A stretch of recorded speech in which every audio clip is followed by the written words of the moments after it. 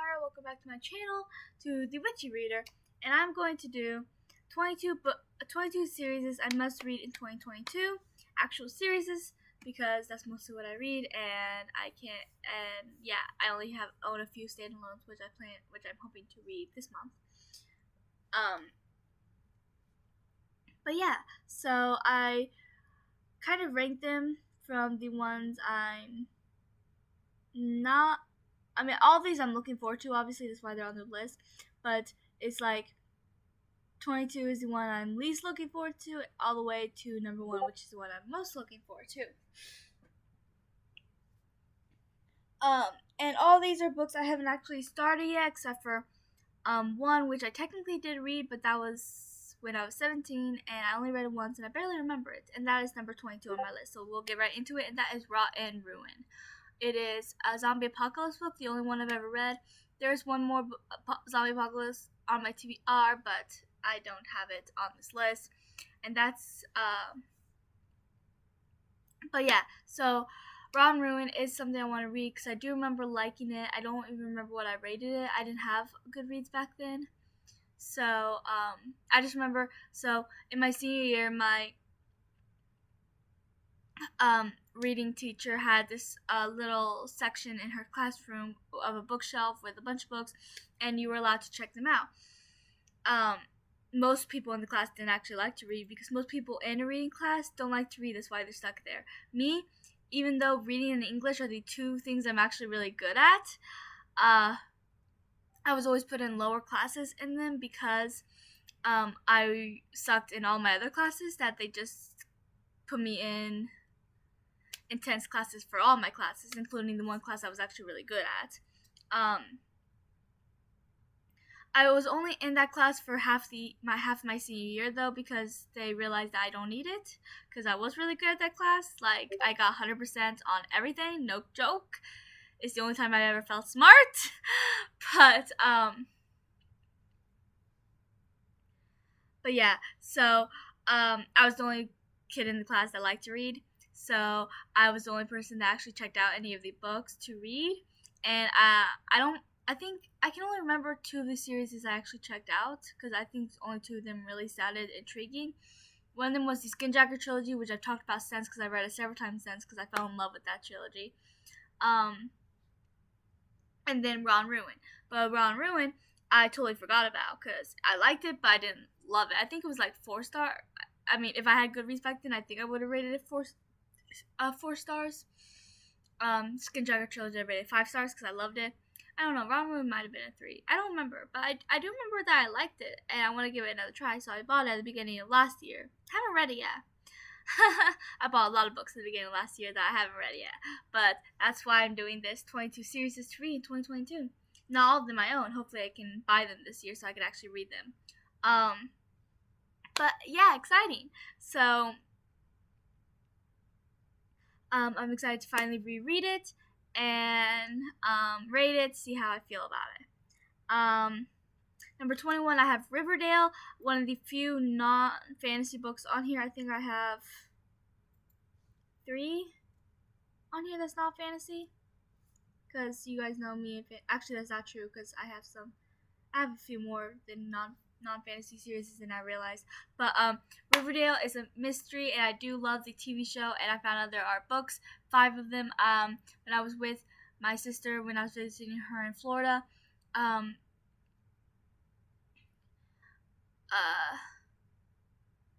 We went to Barnes & Noble, and I found Riverdale, and I was like, oh my gosh, there's a book? I didn't know that. So, I mean, I knew about the Archie comics, which I have no desire to read, but it's an actual book, a novel. So, I decided to get it. What I didn't know was that it was part of a series, and that it was the 3rd book in the series. It's the only one I saw there.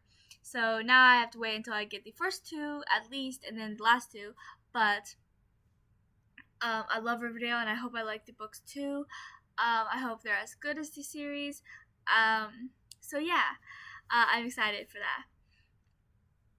Number 20 on my list is A Series of Unfortunate Events. I love the TV show, have no desire to watch the movie, but I love the TV show.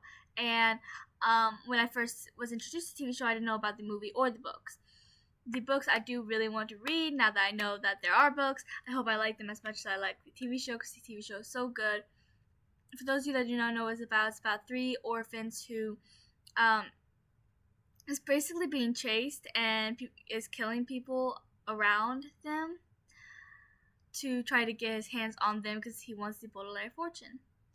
But the thing is, the fortune is locked up until Violet, the oldest of the 3 siblings, turns 18. And, well, they say when she comes of age, but you assume it's 18 because that's when you come to age. But yeah, and I love Violet's character. She's my favorite. But yeah, so I really want to read the books. Number 19 is actually my best friend Alyssa's favorite series, House of Night. She's been wanting me to read that since we met when I was 14 and she was 15. And I always said, I will, but I never got around to it. But I do want to read it because it does sound pretty good, and it is fantasy, and everyone knows that my love for fantasy. She's a fantasy reader too, but she's more into fantasy romance. Don't get me wrong. I'll read straight fantasy. Well, yeah, but I'm just saying you're more into fantasy romance. That's more like I'm into writing wise. I'll read whatever sounds good to me. But yeah, I don't mind romance as a subplot, but I can't do pure romance. It bores me. I do think we should see more friendships, because I love to write a good friendship, and I feel like friendships are so underrated. Maybe that's my asexuality speaking, but I don't care. What number am I even on? I'm on 18. Okay. A Good Girl's Guide to Murder, another mystery. I love mystery in TV, and same with horror. That's why I'm trying to. So I am getting into those genres a little bit in books, hopefully, because I do have Final Girls I plan on reading this month, which is a horror thriller thing, and Riverdale's a mystery, and then A Good Girl's Guide to Murder is a mystery. Third book just came out, I believe, and I'm not sure if it's the last book. I think it is, but I might be wrong. I only own the first book. I do not own the second or the third yet. When I was at Barnes & Noble with my sister, I found that one as well. That's also when I bought Six of Crows duology and the King of Scars duology, because I already own Shadow and Bone. I bought that on Thrift Books. And then when I was with her, I saw they had this whole Lee Bardugo section, and I saw Six of Crows duology and King of Scars duology, so I thought I might as well go ahead and buy them. And that's when I bought, what else did I say I bought when I was there, because I don't remember now. A Good Girl's Guide to Murder, I bought that. And yeah, so it does sound good. The first time I heard about it was on Peyton Reed's channel. If you have not subscribed to her, yes, you should. She's fantastic. And it just sounded really good, and I know she did like a whole video about the first book when it first came out, saying it was like a new favorite, and I'm pretty sure she did one for the sequel too. And she may or may not do one for the third book when she reads it. We'll see. But I'm excited to read it because I do love mystery in TV shows. I mean, it's not as good as fantasy, obviously. Nothing is as good as fantasy. Let's be real. But mystery might be high up there, like below fantasy. Either mystery or action will be next, and then horror and thriller after that. But yeah, but for those of you that do not know what it's basically about, there's this like well, I don't think it's much of a mystery because people already think that it's been solved, but years ago this guy killed his girlfriend and then killed himself, and it was like supposed to be an open and shut case, but as the main characters, she's supposed to do this whole project for her senior project, whatever, for high school, and she always thought that case seemed fishy, so she decided to investigate, and then she starts realizing she is on something when she starts getting anonymous notes and stuff saying leave this alone, stop talking. And I never understood that. Like, why would you do that? Because all you're doing is letting this person know that they're onto something, and if they know they're onto something, they're not gonna stop. So why do you do that? You just leave it alone, and then you won't get caught. I just got a whole bunch of Discord messages at once. Okay, but yeah, that's just something that bugged me. So number 16 and 17 are actually comic books, and they kind of go together, but they're also kind of not at the same time. I'm not a comic book fan, just like I'm not a manga fan, but I just like how I tried the Seekers manga because I'm in love with Seekers.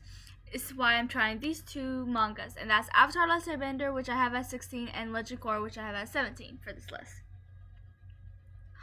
I love Avatar and Korra so much, and the comics are about what happened after the shows ended, and that's why I want to read them to see what happens after the shows ended, since I love the show so much and I want to finally read them. I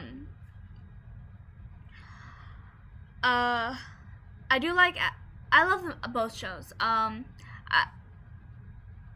I am really excited for the Korra ones because there's like 3 Korra ones that are about Korra and Asami's relationship, since we didn't actually get to see them kiss or anything, or tell their families about their relationship, which is what they do on the comic books. It shows their vacation they went on after the show ended, and it shows, from what I heard, it shows their first kiss, and it shows them telling everyone. And I actually do know a couple things that happen in the comic books that I've heard of, and apparently they confirmed that Kaya is a lesbian, which I always kind of figured. And Korra and Asami's relationship was obvious for people who claim it came out of nowhere. No, it was obvious. From season 3, it was obvious, but it became 10 times more obvious in season 4. I mean, Asami complimented Korra's hair, and she legit blushed. I'm sorry, but she had a crush on her, and it was so obvious. But there's a whole video on it about why people claim it came out of nowhere when it was really obvious. But yeah.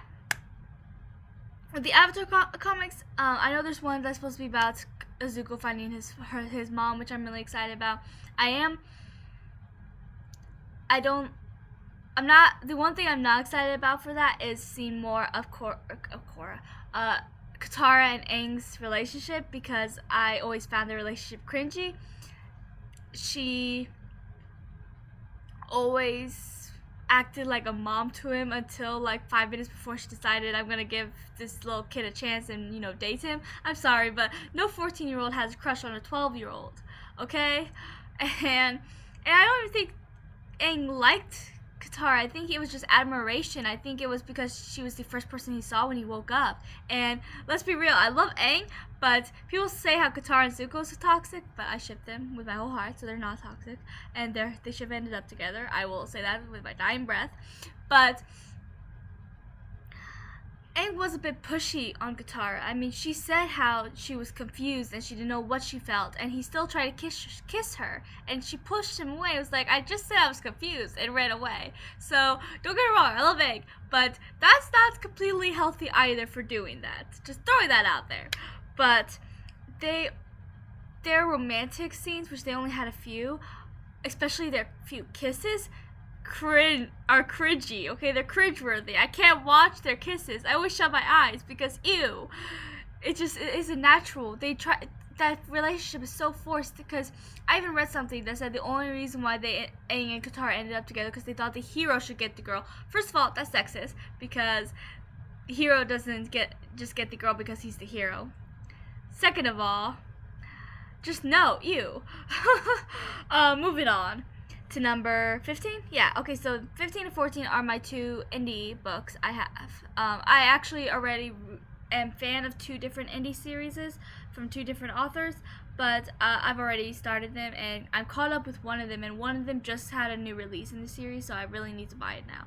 But these 2 I have not read yet. So 15, I have Warriors of Bria, which I plan on reading this month. At least the first book.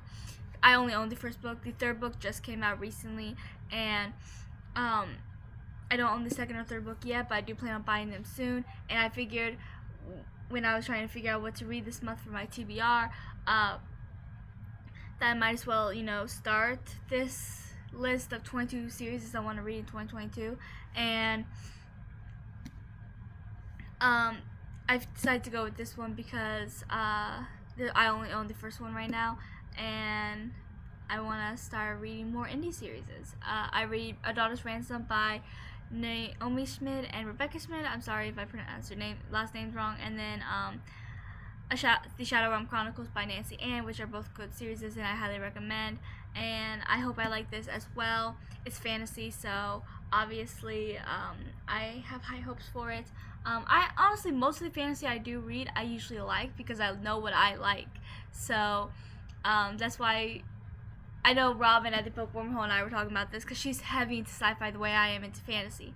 And we know what we like and we usually stay in that for the most part. So whenever we are sure whenever we end up not liking something or something isn't as good as we thought it was, it really, really disappoints us because we were sure we were going to like it because it sounds like something we would like. But if we don't, it just makes it that much more disappointing.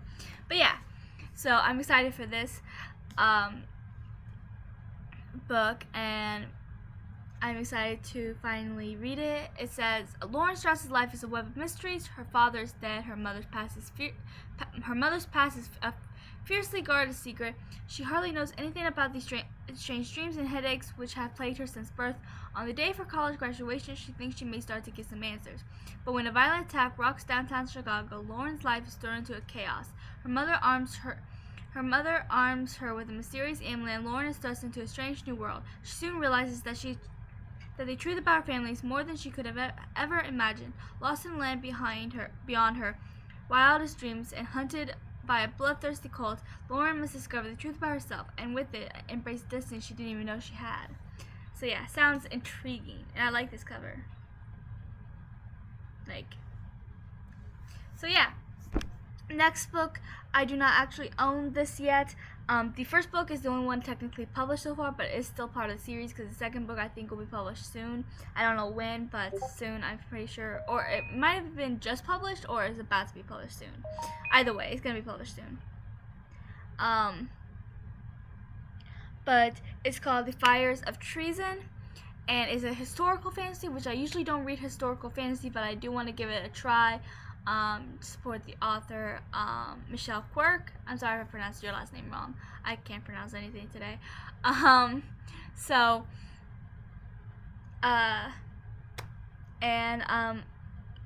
friends with her on Twitter, and we talk sometimes, and she's really nice. And her book's about when I guess the main character's, I can't remember her name, but her brother is banished, and she decides to leave with him. I don't think there's necessarily magic, but it is historical fantasy, so it still is in the fantasy genre. And it does remind me a little bit of,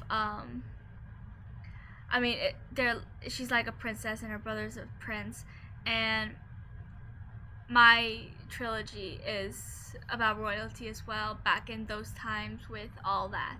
So but my story does have magic, obviously, because all my books have magic. And moving on to number 13, A Fire and Stars. This is something I heard about a while ago. I'm pretty sure it's a duology, and I think it is also kind of historical fantasy, but I think there's also magic in it. I might be wrong, but I think there is. And there's a lesbian relationship, and I need more lesbian relationships in fantasy. I think the only one not including my books, because I always have LGBTQ relationships in my books.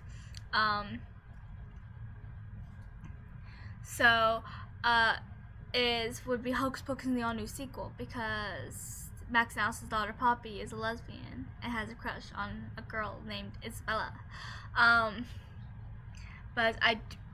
then there's I recently read Six Crows, which I became obsessed with, and there's Jesper and Wylan on there, and I absolutely love them so much. I ship it so much. The relationship, it's beautiful. I love it. Then there's also so I did find a few more in the Grishaverse, thankfully. In Shadow and Bone, there's Tamar and Nadia as well, who was kind of cute, but Jasper and Wylan are still better because I ship it so much. Moving on. But it's about she's like has like the main character is supposed to be marrying this guy who she's been betrothed to since birth, and but I think she has to hide her magic. So yeah, I'm pretty sure there is magic in this one, but and then she ends up in this adventure with her fiance's sister, and the two of them start getting closer because I'm pretty sure they didn't like each other at first either. So I think it's kind of an enemies to lovers situation as well. So yeah, number 11 is number 12. I'm on 12. Yeah, 12. Truth Witch is I heard about that from A Clockwork Reader, who was the very first booktuber I ever discovered. You should go follow her if you haven't already. And I think there's 5 books in the series. I might be wrong, but I think it's around 5. And I know she's a huge Avatar fan, and she did an Avatar Last Airbender tag, which I plan on doing soon eventually. And then she also did a video where she was recommending books based off Avatar if the book gave Avatar vibes one way or another. And Truth Witch was on there. And I mean, it has witch in the title, so obviously. But apparently there's one of the books is even called Blood Witch, which is kind of like blood bending. Plus she said there's kind of a Katara and Zuko similar relationship, because apparently she ships Zutara as well, and that makes me so happy because Zutara is superior. But yeah, it sounds really interesting, and if it's anything like Avatar, I have to give it a try because I love Avatar. Number 11 is Heroes of Olympus, is the spin-off to Percy Jackson, and I actually haven't really read Percy Jackson, so I didn't really grow up on it, but I do want to finally read it this year. So number 10, I have Percy Jackson. Obviously, I want to read Percy Jackson and Heroes of Olympus. Finally read those. I did watch the movies, but I hear how bad the movies are compared to the books. So let's read the books and see that they're better than the movies, because 90% of the time there are. There are the rare occurrences when the TV adaptation is better, but that's very rare. So number 9, yeah, is Twisted Tales. Twisted Tales is they're kind of more companion novels, but they're still part of the same series because it's called the Twisted Tales series. But each book is about a different fairy tale, and they kind of take a twist on the classic tale. Like, I've only read one of them so far, which is the Beauty and the Beast one, as old as time. And I read that when I was in high school. I'm pretty sure my sister, one of my younger sisters, because I have so many of them, bought me that book because she knows I love Beauty and the Beast, and that's the first time I heard about them. And I finally last year bought most of them. There are a few that I don't have any desire to read. Like, I know there's a Peter Pan one that I have no desire to read. There's the Snow White and Cinderella ones I have no desire to read because I'm not a big fan of those fairy tales. I don't own the Rapunzel one yet because it just came out like a month or 2 ago, so I do want to buy that one. But other than that, I own most of them. The ones that I actually care about reading, though, the ones I'm most excited to read is the Mulan one and the Alice in Wonderland one. But I am excited to read the others as well. And for example, in Beauty and the Beast, they took the twist. They twisted it up, saying that what if Belle's mother was the enchantress that cursed the beast? So it's kind of the same story, but they twisted it and put their own spin on it, which I find very interesting. And I don't read retellings very often. I don't watch retellings very often. I know I love actually, that's not true. I love the live-action Beauty and the Beast, live-action Aladdin, and live-action Alice in Wonderland, and live-action Maleficent. I watch more retellings than I thought. Moving on. But I'm really excited to read these. And I was talking to someone, and we did discuss buddy reading them. I don't know if it's going to happen, but we did briefly discuss it, and we may end up buddy reading them. We'll see. Number 8. Yeah, number 8 is Rise of Kyoshi, which is a duology. I don't own the second one yet, and it came out not too long ago. Like, I think it was a few months ago. I don't think it's been that long. but it was in 2021. That's all I know. But it's an Avatar novel. It's kind of a prequel because it's about the Avatar Kyoshi, who was, I think she was 2 avatars before Aang, because before Aang was Roku, and then before Roku, I'm pretty sure it was Kyoshi. So yeah, but I'm really excited, and I know Kyoshi's a fan favorite of the previous avatars, and I don't know if I have a favorite avatar. I mean, besides Aang and Korra, who are kind of neck and neck for my number 1 place. But honestly, it might be Kyoshi. Be my second after the 2 of them. But I'm excited to see more about her life, and she is a lesbian, so we'll get to see. And I'm pretty sure her girlfriend is on the books, because I know it was mentioned that she had a girlfriend. I think her girlfriend was killed or something. I'm not entirely sure, but I'm excited to read them and see more about Kyoshi and get more LGBTQ in fantasy, because we definitely need it. And I'm so glad this year I'm finally getting more LGBTQ in fantasy, since I read fantasy, and I definitely want more of that, and I always write that in my own books. So number 7 is Bravelands, which is by Aaron Hunter. It's about, I'm trying to remember, a baboon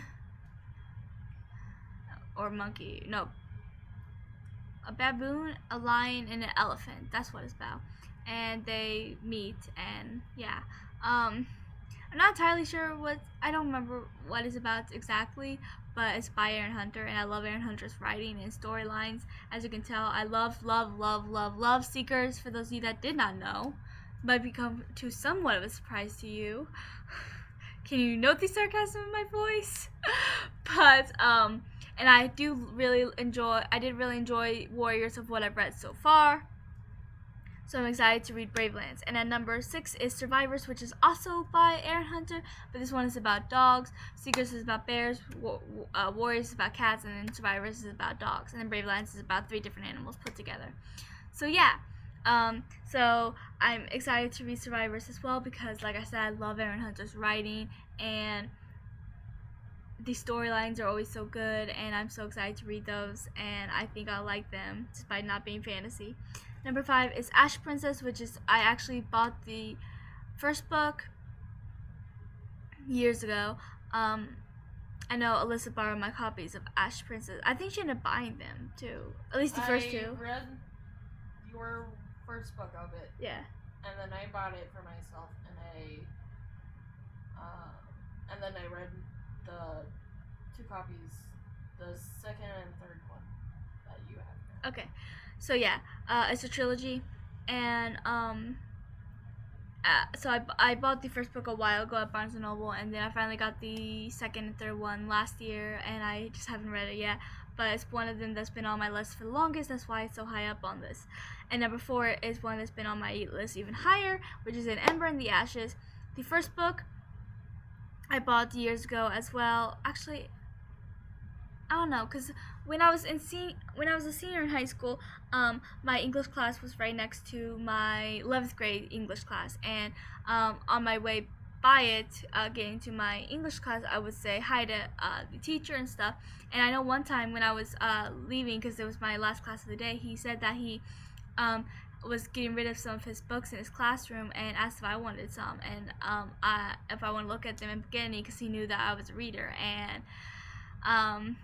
I feel like a lot of people in high school, at least when I was there, weren't readers.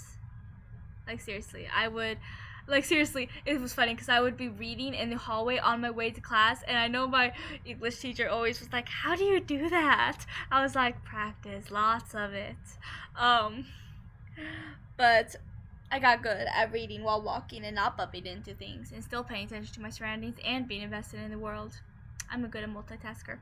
But I think, I might be wrong, but I think one of those books that I got from his class was the first An Ember in the Ashes series book. I don't know. But then last year, there was this whole like contest on Twitter someone was doing, and whoever won would they would buy a book from your wish list and send it to you, and I actually won, and I never win things like that. And it's funny because she bought me the second book, In an Ember in the Ashes, and I was like, that's like the universe telling me I need to read this series. So I finally bought the other two, and I've been meaning to read it, and that's why it's so high up on my list, because it's also one of them I've been meaning to read the longest.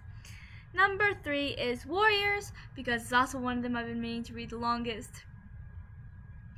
The first two actually aren't ones I've been meaning to read the longest, but they're just two that I'm most anticipating for.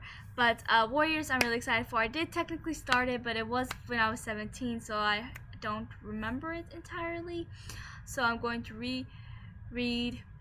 I think I read 13 of the book, because I read the first 12 of the actual series and the first super edition. And that was when I was living with my friend for I lived with her for 6 months, and she's not the biggest reader, but she loves Warriors. So she borrowed my copies of Seekers, and I borrowed her copies of Warriors. And yeah, but then when I moved out, I never finished reading them. So, yeah. Number 2 is Charmed, because I love the TV show. It's one of my all-time favorite TV shows, no doubt about it. And I found out there was books last year. I think I just found out about it last year. And I own most of them now. There's 41, 42 books in series, and I think I own all but 1 or 2. So I think it's 2. I think I don't own Leo Rising or Trick or Treat. I'm gonna have to go through them and see. But yeah. But I'm really excited to read them because I love them. The first 10 of the books has Prue in it, but then the rest has Paige, since Prue died and was only in the first 3 seasons, and then Paige was in the rest. But yeah, I'm really anticipating these, and I'm so happy for them and excited, and yes.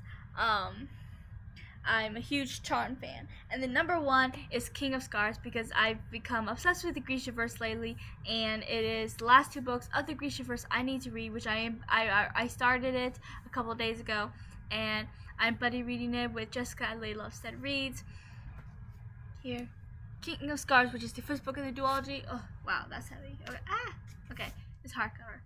Rule Wolves, which is the second book in the duology, and I'm so excited for it, and I think I'm going to like it. I don't think I'm going to like it as much as Six Crows, because Six Crows was just amazing in all possible ways, but I do not know if it's going to be better than Shadow and Bone yet, but I am just so excited for it. I'm excited for a lot of these, obviously.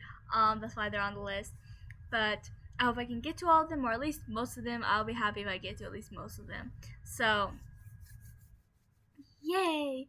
Let's see if I can actually read these all. Well, I already started King of Scars, and I am going to be starting the Warriors of Bria, so I say that's a good start. So that's all for this video.